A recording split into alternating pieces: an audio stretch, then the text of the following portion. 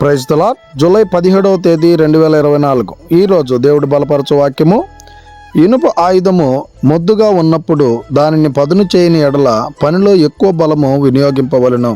అయితే కార్యసిద్ధికి జ్ఞానమే ప్రధానము. ప్రసంగి 10వ అధ్యాయం 10వ వచనము.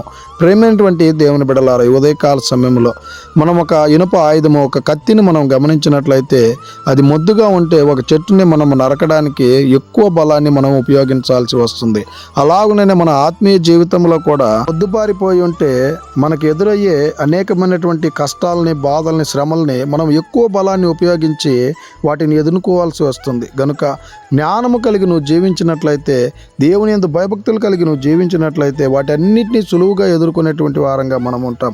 కనుక ఇకనైనా దేవుని పరమైనటువంటి జ్ఞానము కలిగి మనం జీవించేటువంటి వారంగా ఉండాలని కోరుకుంటూ ఈ దిన వాక్యం ద్వారా దేవుడు మనలందరినీ బలపరిచి దీవించునుగాక. ఆమెన్.